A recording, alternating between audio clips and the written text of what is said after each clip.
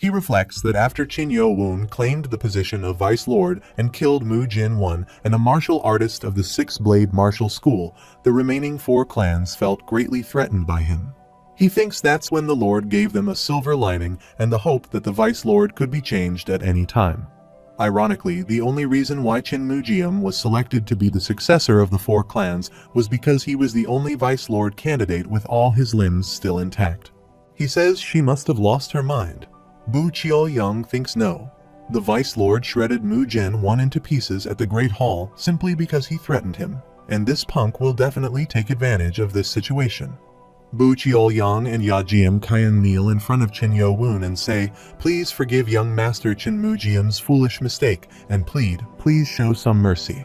Meanwhile, he questions why he should do that and orders them to kill him. Yeon-mu Hwa agrees and attacks him, while Bu Qiao-young intervenes, saying no and runs to save him. He comes between both of them and asks her to stop. She attacks again, and Bu Qiao-young fights with her, thinking that someone with this level of skill is a mere bodyguard and wondering who she is. He moves closer to Qin Mu-jium and points his sword at him, asking Bu Qiao-yang to stop. He remarks that it seems his order was taken lightly. Bu Qiao-yang pleads, "Please, Vice Lord," he understands. They'll give up on the marriage. Please stop, while pointing his sword at him. Bu Qiao-yang says they'll do whatever he wants them to do, so please put away his blade. He demands the handover of the medallion that can let one meet the Divine Doctor. Bu Qiao-yang believes that what he was aiming for is to ensure that saving Qin Mu-jium takes precedence. He asserts that here it is, expressing hope that he can be merciful as he presents the medallion to him. Qin Yo-woon asserts that politics demands him to discern precisely what the other person desires and to provide it, thereby expecting an equivalent return. Bu Qiao-yang states that he will offer this as the dowry. Ya-jium Kyung communicates to him through sound telepathy that it's excellent and he has learned something today. He responds that politics dictates understanding precisely what the other person desires and providing it to them in order to receive something equal in return. Qin Yo-woon notes, however, that he still faces a loss with only this medallion. Bu Qiao-yang inquires, what does he mean? While Qin Yo-woon launches an attack on Qin Mu-jium, cutting his hand. They are all shocked to witness this, and Bu Qiao-yang speculates that he planned this from the start, knowing that he is their successor. Qin Yo-woon asks if they have a problem. Ya-jium Kyung declines and expresses gratitude for his consideration while he grabs Qin Mu-jium. He believes he has to restrain himself, and when Qin Mu-jium displays killing intent toward the Vice Lord, he has the authority to execute him immediately, yet he refrains. He warns that if they push it any further, their own lives could be in danger. He states that Qin Mu-jium is not in good condition, and they will head back now, taking him away. He thinks it's not over yet, Vice Lord. After a while, Qin Yo-woon approaches Moon-yeon and expresses his apologies for staining his garden with blood, but he hopes this gesture can be of assistance. Moon-yeon kneels down and presents him with a badge, expressing sincere gratitude for his boundless grace. He accepts the badge, remarking that it's nothing significant, as he has yet to meet the Divine Doctor, and there's no need for such formalities. Moon-yeon asks how he could not express gratitude when he's such a great benefactor to his clan. He reassures him it's all right and requests him to stand up. Moon-yeon contemplates how one man can possess such greatness and warmth, finding it difficult to believe that this is the same man who coldly severed the arm of young Master Qin Mu-jium just a while ago.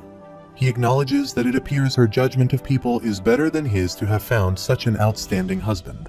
He declares, as the leader of the Dark Dragon Palm clan and the 8th Council leader, that from this moment onward, his clan will stand by him until his final breath. He expresses hope that he will accept his loyalty, to which Qin Yo-woon responds that this is what he expected from him. They all sit in the park, enjoying tea. Moon-yeon inquires about the timing of the wedding with his granddaughter. She calls him, and Hyo-bong congratulates him on his upcoming marriage. He wonders how he can explain this situation and considers that Qin Yo-woon and Moon Jae-yu had to invest a lot of time in clarifying the misunderstanding. He reflects that Moon-yeon was unable to conceal his disappointment upon learning the truth, but he didn't let that affect him. Judging by their response, it is clear that the two have a mutual attraction, and he should quietly observe how this situation unfolds. Moon-yeon summons a servant and instructs them to bring Moon-yu. He inquires as to why she is summoning his grandson. Moon Yeon questions how he can conceal things from him after all the assistance he has provided, and he reveals that he has a son named Moon Sung, who was deployed to Sichuan province, where he lost his life in an ambush orchestrated by the forces of evil. His pregnant daughter-in-law experienced complications during labor due to the shock of hearing this news. He explains that Moon Jae was fortunately born without any issues, but Moon Yo, his younger twin brother, was born with an intellectual disability as a result of the prolonged delivery. Tragically, his daughter-in-law did not survive. He recounts that he has exhausted every possible avenue to treat his grandson, but regrettably, none have proven successful. He explains that it was at that point he provided his grandson with a renewed sense of hope and expressed gratitude once again. He remarks that they have now brought the young master. Moon Yu chuckles and addresses his grandfather while all the warriors gaze at him with surprise. Hyo Bong realizes that the artificial mask worn by Moon Jae was fashioned after her younger brother. She embraces her brother and inquires about his well-being, while Moon Yeon interjects, urging her to cease her childish behavior and greets the Vice Lord present, acknowledging the significant assistance he has provided. Shin Yo-woon contemplates why Council Elder Moon Yeon regards the Divine Doctor as his sole hope and queries Nano Machine about the possibility of treating Moon Yu. Nano Machine begins searching through its database and reports that it has found 24,201,023 similar cases. It further advises that for a more precise assessment, both of Moon Yu's palms should be placed on the patient's head. Shin Yo-woon asks if he can examine his grandson. Nano Machine responds affirmatively, instructing him to proceed. Shin Yo-woon places his hand on Moon Yu's head and initiates a scan. Nano Machine announces the initiation of magnetic resonance imaging MRI using the user's hands and displays the scan in the user's field of vision. It notes that the flow of blood is restricted at the points marked in red as Shin Yo-woon observes his grandson's brain scan. Nano Machine states that, based on the analysis of past medical cases, there is an issue with the distribution of oxygen due to the delayed blood flow in this patient. It suggests that this likely resulted in damage to brain cells, thus hindering cerebral functions. He inquires if the issue can be resolved, to which Nano Machine responds affirmatively, explaining that by eliminating the accumulation of dead brain cells, restoring blood flow, and utilizing electrotherapy to generate new brain cells, the disability can be addressed. He ponders whether he should initiate electrotherapy, recognizing that if there's a chance of treatment, he must attempt it. Nano Machine instructs him to place his fingers on the red spots indicated. Following the instructions, he does so and prepares himself, noting that there might be some discomfort as he activates his Kai powers. Moon Yeon is shocked to see this and asks what it means, then rushes towards him. However, Yeonmu Hwa intervenes and blocks his path. He demands that she move aside immediately. She pleads with him to trust the Vice Lord. He questions how she can say that when his grandson might be on the verge of death. Meanwhile, Moon Yu falls to the ground, his nose bleeding. Moon Yeon quickly grabs him and asks what he has done, then inquires if Moon Yu is okay. Moon Yu responds that it hurts and he has a severe headache, but he can speak fluently. Moon Yeon wonders how this could be happening and finds it hard to believe that Moon Yu's eyes have refocused, resembling those of a normal human. Hyo Bong remarks on the extraordinary abilities of his liege, praising him, while Baek Gi reflects on how he had suspected the Vice Lord possessed medical knowledge when he treated him for the micro-poison, but now realizes he is truly a remarkable individual beyond comparison. 2 hours later, Shin Yo-woon gazes at the medallion and contemplates whether he can treat him, realizing that he may no longer need the medallion if he can.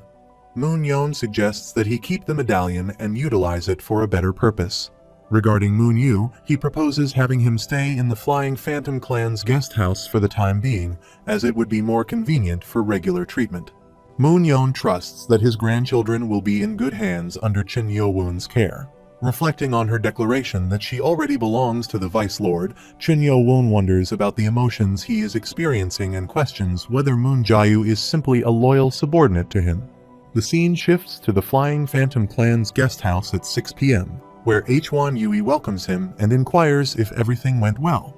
She wonders if the person next to Council Elder Hwan Yui is the agent pretending to be Council Elder Yeon. Hwan Yui communicates to Moon Jae through sound telepathy, remarking that her nephew has finally revealed her true identity and commenting on his too pretty face to be concealed. Moon Jae responds, asking her not to tease her.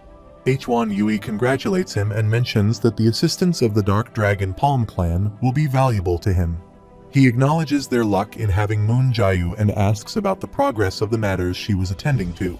She apologizes and explains that Council Elder Sama and he did go to the hallucinatory Sword Clan, but they were unable to meet with them as there was already a guest present. He inquires about the identity of the other guest and wonders if it could possibly be from the Sword Clan or the Sound Clan. She asks how he knew. He realizes he has a suspicion and questions why she is present. She begins to explain, but he interrupts, requesting Council Elder Yon to introduce himself. Yon greets him, stating he is Council Elder Yon, number 24. Jin Yo-woon recalls the introduction at the Hazy Demon Sword Clan's manor and asks if it was from the Sword Clan. Yon Mu Hwa asks if it is from the Sword Clan. Council Elder Yon responds that it was not. The scene shifts 2 hours later to the main study of the Hazy Demon Sword Clan. He contacts Yon Mu Hwa through sound telepathy, advising her not to try to locate him and to act as usual. He reflects that the situation has changed and the promised date will be moved up by 10 days. He explains that the sound telepathy abruptly ended and despite his efforts to trace it, he found no leads. He came to inform Council Elder Yon because this situation exceeds his capabilities. Jin Yo-woon inquires about No Name, prompting Council Elder Yon to call him. She remarks that if the schedule has been moved up 10 days, it means today, expressing surprise as such an occurrence has never happened before. He responds that something must have triggered it, expressing anticipation for the meeting. At midnight on Ohian Peak, Shiwon Mountain, Yon Mu Hwa arrives and surveys the area. Leader of the Sword Clan Kyon Bon-gi acknowledges his presence, noting that he had initially expected all 3 of them to be there, but now only the 2 of them remain, implying that progress has been made. Council Elder Yon asserts that she refuses to engage in conversation with someone exhibiting the shameless behavior of a traitor. Kyon Bon-gi remarks that she remains unchanged. He reflects that even if she acts in such a manner, it doesn't alter the situation. He believes that the final teachings of the Sword Demon will ultimately belong to his Sword Clan, and if he is not mistaken, he is that person. He expresses respect for both of them, showing up despite having to change the meeting time. He considers that despite becoming a true Grandmaster, she still cannot comprehend this person's martial proficiency, and based on their actions, it seems they are already aware of Mu Jin-won's death, leaving him to ponder the identity of this individual. No Name states that he will get straight to the point and asks for the meaning behind this encounter. Kyon Bon-gi introduces himself as the leader of the Sword Clan and the second council elder of the cult, offering his greetings to the Great Lord. Kyon Bon-gi reflects on the sword technique used 3 years ago, noting its striking similarity to the heavenly daimonic sword technique employed by the Lord on the battlefield. He concludes that the only individual capable of infiltrating the cult so effortlessly and possessing knowledge of his clan's secrets is the Lord of the cult. The masked man interjects, suggesting that Kyon Bon-gi may be mistaken, then hears a voice and inquires about its source. Kyon Bon-gi questions what he means. The masked man demands to know which of them broke their promise and brandishes his sword, while Kyon Bon-gi insists that there is no way. At that moment, Jin Yo-woon arrives, surprised that his Kai, which he thought was completely concealed, has been detected. Kyon Bon-gi turns to Council Elder Yon, asking if she is responsible for this. She responds that she does not understand what he means. Meanwhile, Kyon Bon-gi asserts that he is not responsible for the current situation and emphasizes that he has upheld his promise, pleading to be allowed to inherit the teachings of the Sword Demon as he kneels before the masked man. The masked man responds that it is too late, as the moment one of them broke the promise, everything was over, indicating that they and the 24 demon swords were not meant to be. He begins to leave, ignoring Kyon Bon-gi's plea to wait. Despite this, Kyon Bon-gi calls out to him from behind, asking him to reconsider, but to no avail. Kyon Bon-gi then turned to Council Elder Yon, declaring that he would not let her go, and moved to attack her. She recognizes that he is finally revealing his true intentions and retaliates. He reflects on how the lady has become so strong and realizes that they are both determined to defeat each other. On the other side, Jin Yo-woon positions himself behind the masked man, attempting to catch him. He realizes that he can't keep up and understands that if he truly wants to apprehend him, he'll have to take a risk. He summons Nano Machine, and it comprehends his request, activating night vision and augmented reality. Using this technology, he swiftly locates the masked man's position and leaps towards him. The masked man reflects on the fact that he was not able to pass on the entirety of the 24 demon swords, but he dismisses it, noting that there is already a new inheritor for them. Chin Yo-woon launches an attack, but the masked man quickly blocks it. Nano Machine responds by regenerating torn muscles and cracked bones. He realizes that he will never attempt such a feat again, as the power he faced was comparable to the 1,000-pound amplification technique. He wonders if such a thing could really happen.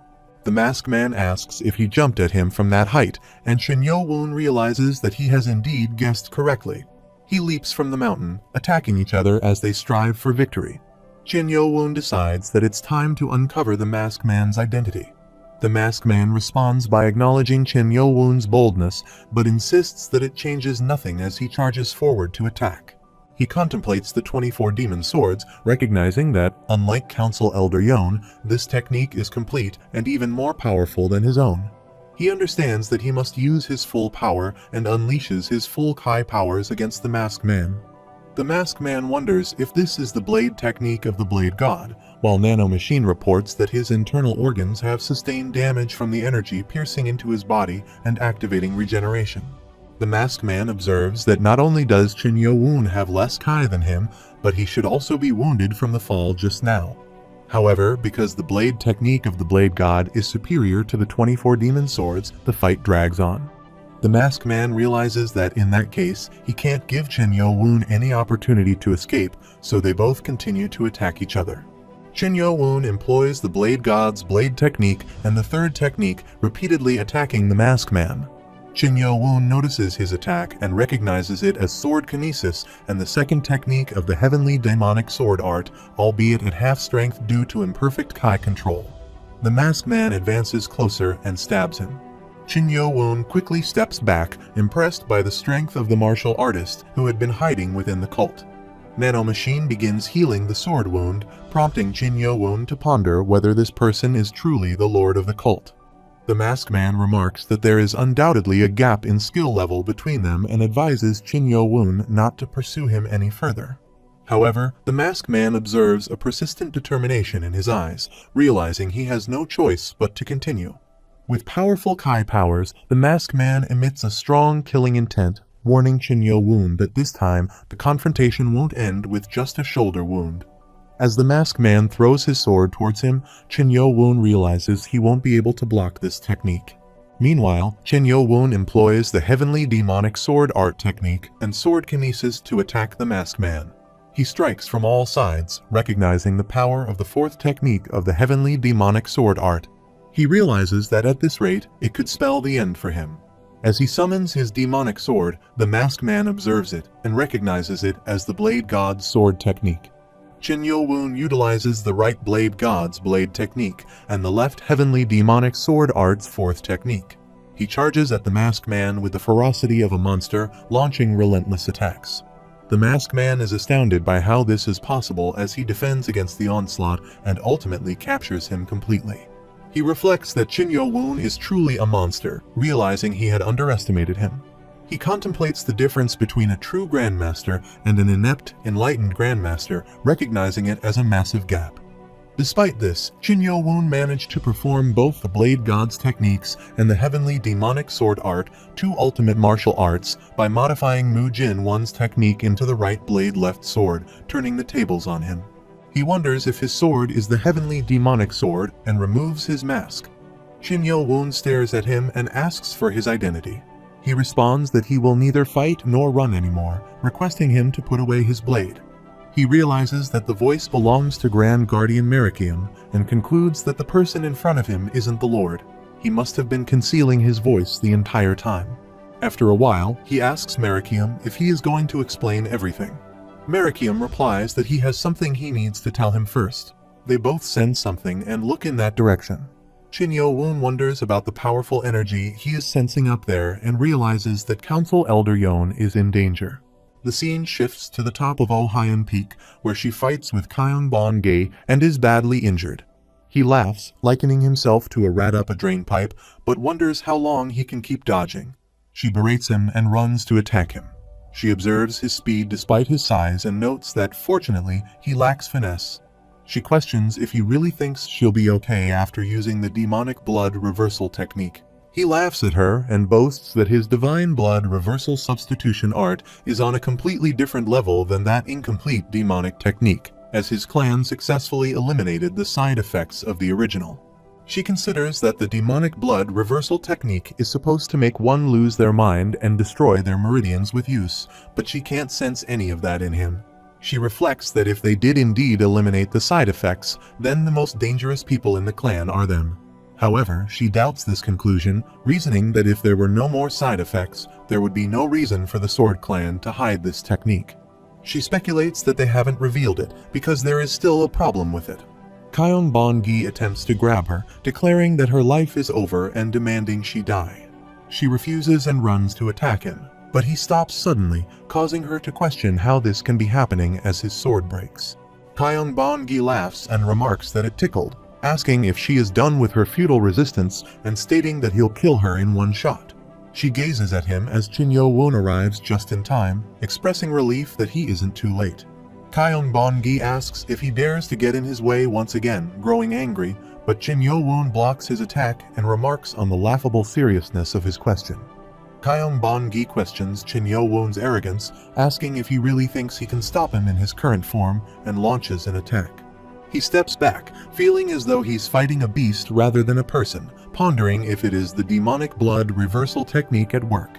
Kyung Bon-gi declares his intention to kill him right now and be rid of him for good, while Chin Yo-woon utilizes the true demon sword and the second technique. He counterattacks with his Kai. Meanwhile, he observes that his Kai manifestation is massive, realizing he can't escape it. He uses the Blade God's blade technique to block Kyung Bon-gi's attack, noting that even the White Dragon blade can't wound him. Kyung Bon-gi scoffs, asserting that Chin Yo-woon will never even scratch him with that, then launches another attack, declaring that it's over now. ManhwaCapped arrives and joins the fray, attacking him and throwing him away. Chin Yo-woon is alarmed by ManhwaCapped's monstrous form, wondering if the Second Council Elder performed the demonic blood reversal technique. He realizes that this situation is dire, as the Vice Lord should be low on Kai from their battle. Kyung Bon-gi laughs, remarking that he didn't amount to much in the end. However, he notices something and feels a spine-chilling demonic aura. Chin Yo-woon rushes towards him to attack, utilizing his demonic powers. Kyung Bon-gi responds, stating that Chin Yo-woon will never defeat him with petty tricks and will also utilize all of his powers. Chin Yo-woon challenges him to try to block this attack too, then proceeds to attack him with his demonic sword. Kyung Bon-gi attempts to block the attack with all his powers, realizing he needs to block it, but he is unable to do so and is badly stabbed, bleeding profusely. He questions how this can happen as he examines his wounds and collapses to the ground. He also breathes heavily as he looks at him, then turns his gaze to Grand Guardian ManhwaCapped, who bows down and declares himself to be Grand Guardian ManhwaCapped of the great heavenly demonic cult, bowing before the new heavenly demon.